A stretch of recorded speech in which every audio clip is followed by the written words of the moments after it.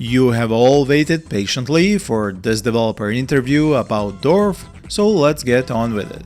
Just do note, this wasn't done live due to conflicting schedules and opposing time zones, which is exactly why I can't wait to go full-time on YouTube, ditch my day job, and do these kinds of videos on a regular basis with developers of these amazing new and upcoming indie titles. The gameplay you will be watching is from the very latest build of the game, a lot of it specifically recorded for this video. If you are somehow new to D.O.R.F., you can learn about its basic gameplay and world in my previous video on it, linked up here and down in the description. So without further ado, my first question was, why did these developers choose the specific look and design that D.O.R.F. now has? It's part practical and part an aesthetic choice. I remember that when I learned openRA was a commercially viable platform to develop a game on, I immediately went to work on modding it into what would eventually become D.O.R.F., and eventually took on some of the openRA developers as programmers to implement new systems, which would be impossible to do with just modding. In regards to the visual style, we could have implemented support for 3D models with textures, but we instead opted for this unique hybrid system of using 3D sprites, since not only is it a lot easier to make lots of assets for very quickly, but also there's just something kind of magical about that late 90s, early 2000s pre-rendered isometric look. With that answer, I'm sure a lot of you will be interested to know how does anyone even get into making such a game, and that was my second question. Game development and even some of the particulars of D.O.R.F. go way back. I actually have some concept sketches that I made going as far back as 2010. Although while I am a trained 3D artist, I lack the technical knowledge for programming to really make that a reality on my own. I remember actually trying to futz with the Unity engine, but without even rudimentary programming knowledge, that turned out to be too much for me. What finally got me into game development proper was the realization that not only could I take openRA as an engine and make my own original RTS with it, but also realizing there were software engineers already working on openRA who were actually interested in helping develop for D.O.R.F. In case you didn't know what openRA is, I have linked its website down in the description, but basically it is a community-made and maintained fully open-source project to recreate and modernize classic real-time strategy games, like Red Alert, Command & Conquer and Dune 2000, in a flexible game engine, the openRA engine, that provides a common platform for these and other even new games. Naturally, I wanted to know what are the games which have inspired the devs of D.O.R.F. and have been their favorites. As far as my favorite RTS games go, the Command & Conquer games are the obvious pick, although I'm not sure I could really pick a favorite out of all of them, since they all have their own kind of individual appeal. I like the strange sort of believability to the original game and its story, but I also really like the Cold War gone hot setting for Red Alert and its sequel. And Tiberium Sun is just a really unique game with its atmosphere and all its weird emergent gameplay systems and quirks. I'd say of all the CNC games, Tiberium Sun definitely has the most influence on D.O.R.F. For other RTS series, I really loved playing the original StarCraft and Brood War back in the day, even though I was never good enough for the multiplayer. The way each faction was wildly different from each other, and the gritty sci-fi setting and the story, were always really cool to me. I've also put a ton of hours into the Total War Warhammer games. If we ever do another RTS after D.O.R.F., it probably would be something that captured the feel of those games. Something about the setting having more generic fantasy races like orcs and elves, but then also having gunpowder warfare and the more historically minded human races, and just how much more tangible the setting feels with its history and its lore, really appeals to me. There's also the Awakening of the Rebellion mod for Empire at War. The base game is a good game on its own, but Awakening really takes it to a whole new level by massively improving the mediocre ground combat of the original game, and greatly expanding the 4X gameplay. It also has just about every single Star Wars thing you could possibly think of. I remember being really surprised when a hover tank that was only ever in the original Rogue Squadron for the N64 actually showed up in the mod. The modders behind it really impressed me with their dedication and knowledge of the series as a whole. And as you just learned, the mods are the ultimate expression and endpoint of many longtime fans of RTS games.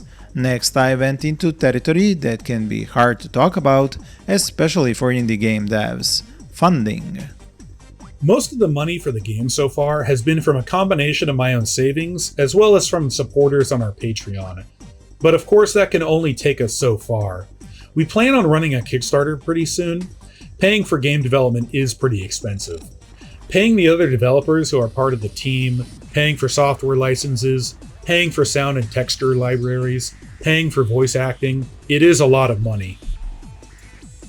This is the same answer I have heard so many times before from indie developers, I could answer it myself at this point without even asking. So next I wanted to know what kind of help these devs have. I'm the lead dev and the only full-time artist on the team, but besides me, there are Augustus and Thomas, who are both responsible for all the engineering work on the game. They've been responsible for implementing a lot of the complicated system updates to our fork of the openRA engine, such as the entire dynamic lighting and 3D sprite system, and the resource logistics overhaul, as well as countless small improvements like updates to the map editor, projectile casings that eject from weapons when they're fired, and a lot of small optimizations to help the game actually run with all these additional complexities added. There are also some smaller scale contributors, such as some of the music you've heard in the trailers being made by a couple of different artists: Mr. Cad, Aiden Higgs, and Iggy Rybovsky. Some specific things, like the 3D models for the character portraits, were made by J.D. Peters, who is part of the team for Brigador. Now that we know who is working on D.O.R.F., let's find out their ultimate plans for its content. We do want to have a full campaign for each of the 3 factions on launch, just like all the good old school RTS games had. While our resources are still limited, so the story presentation might not be as spectacular as the games from Westwood and Blizzard were, we do at least plan on having everything being voice acted. The game will also have skirmish and multiplayer as well, and will include a map editor, so people can make their own multiplayer maps and single-player scenarios. We also want to include modding guides, so hopefully this game will foster a huge, long-lasting modding community, just like the old C&C games did. This next question I asked in your stead, as I wanted for you to hear from these devs how you can help them to make D.O.R.F. a reality that much faster. When the game gets close enough to launch, we'll definitely need playtesters to make sure everything actually works correctly.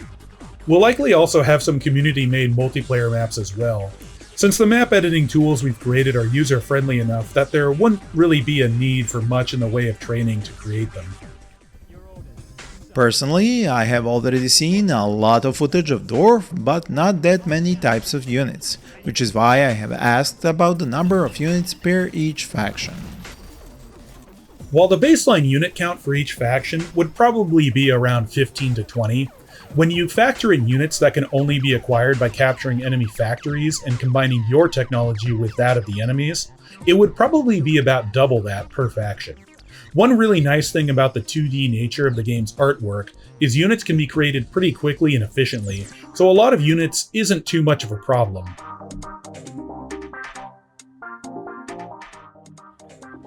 Tech levels seemed an obvious next question.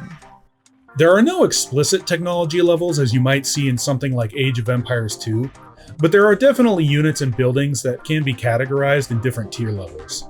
You can actually adjust how limited you want the technology to be in the multiplayer lobby before a match.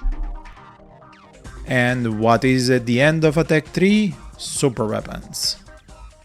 There will be superweapons, but given the logistics aspects of the game, using them will be a bit more involved than just waiting for a timer to complete and then clicking on part of the map.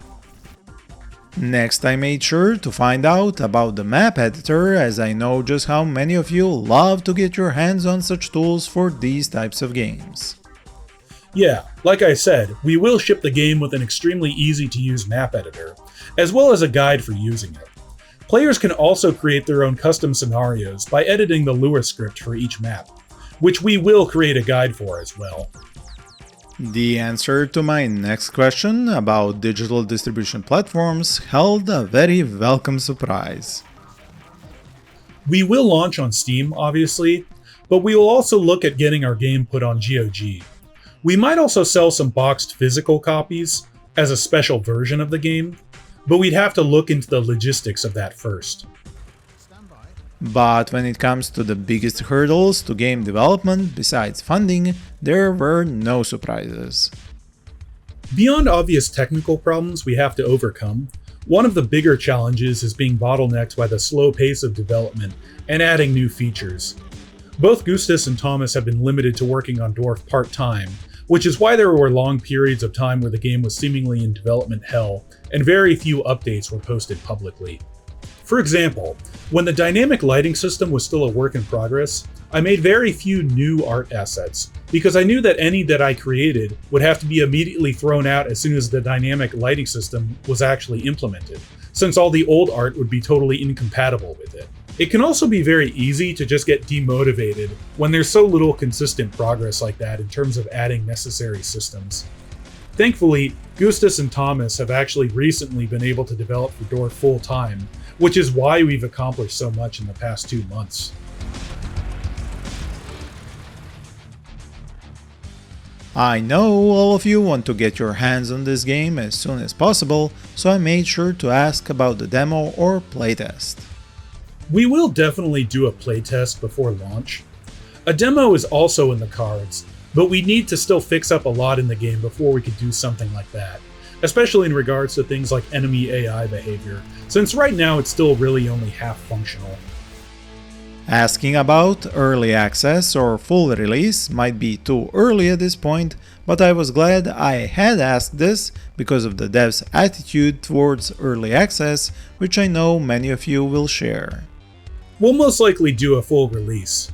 I'm not 100% opposed to early access, but I think that whole system has left a lot of people burned with unfinished games and broken promises, and it can really hurt developers too, since an unfinished game can easily give a bad impression to new players.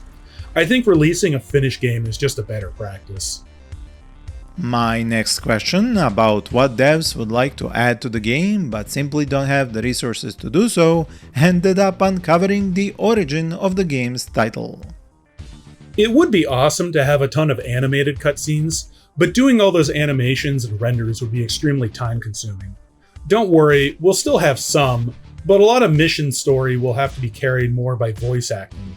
Also, doing live action could be a fun throwback, but leads to an art problem, since a lot of the inhabitants of the setting are dwarf-like people, or characters with other unusual proportions. If you've ever wondered where the title name comes from, there's your answer. The resources in D.O.R.F. have been a big question mark for a long time for me, and I was really looking forward to getting all the info on this topic. It's a bit of a complicated answer.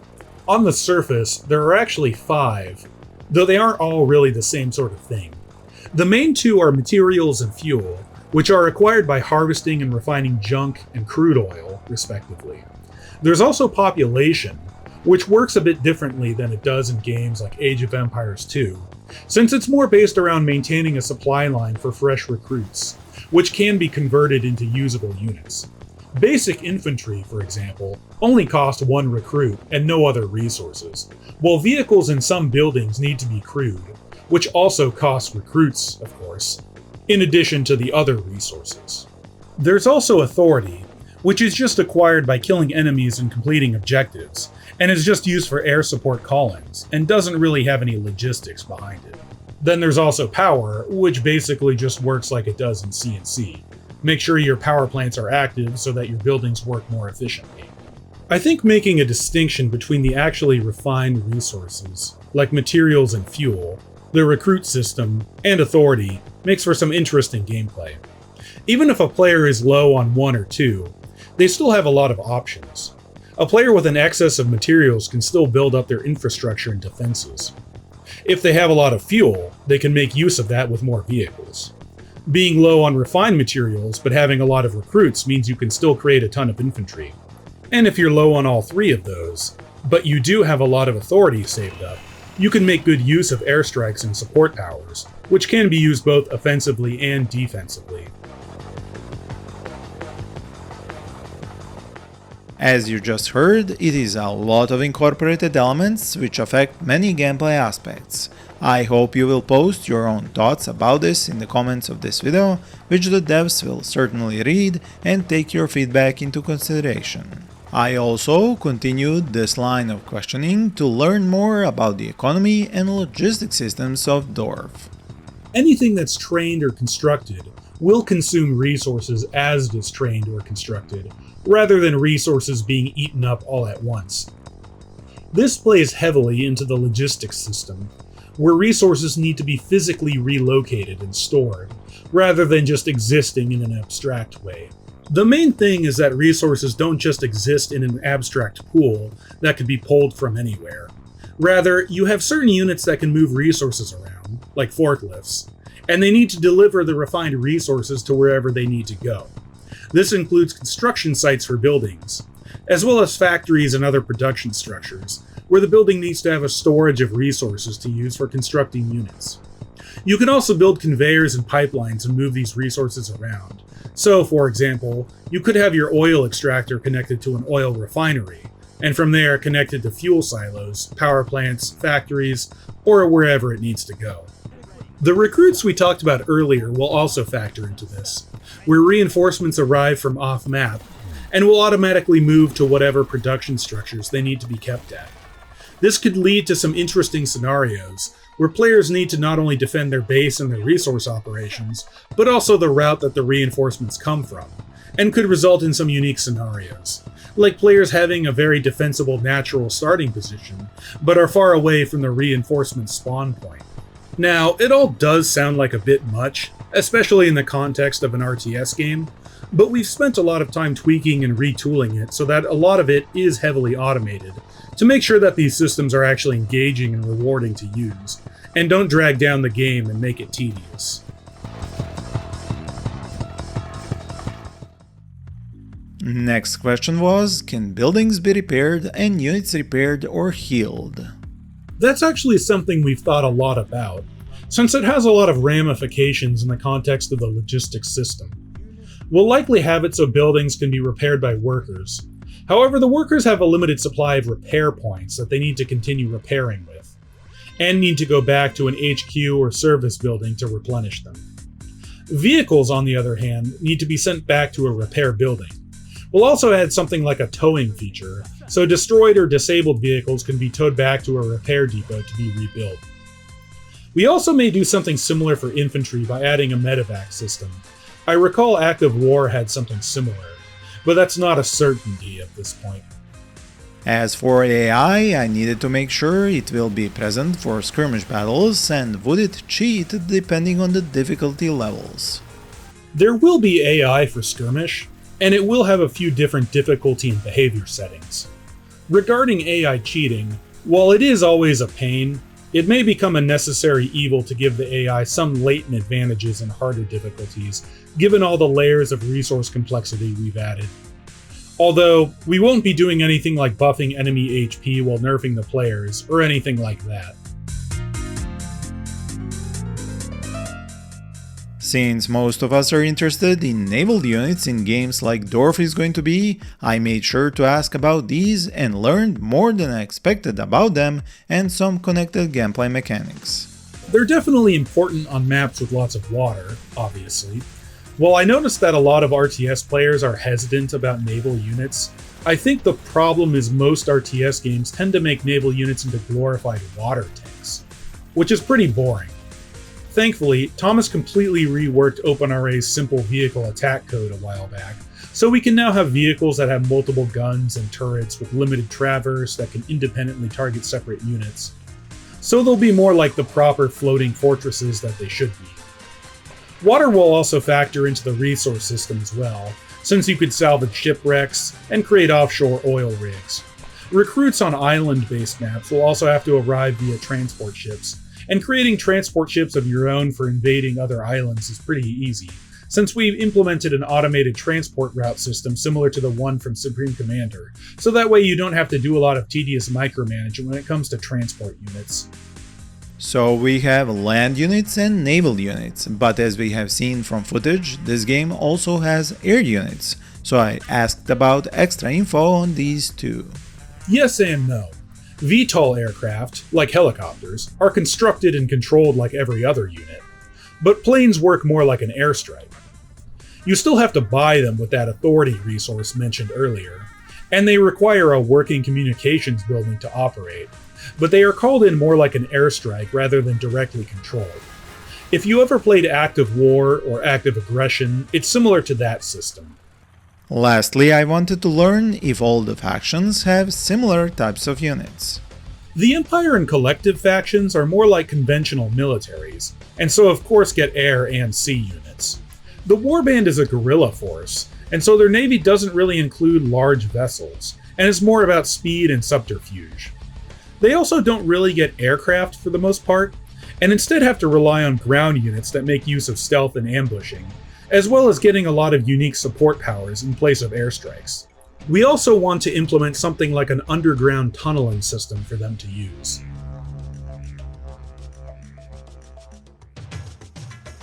Now I am sure you had probably many more questions, which I didn't ask, and just watching this video probably raised more questions than the number of answers you just received. So feel free to ask those in the comments of this video, and if possible, I will do another interview with the devs, hopefully a fully live one. For more such videos and news about our favorite strategy genre, use the cards on the screen and links in the description. Thank you for watching and listening, and I wish you all happy gaming.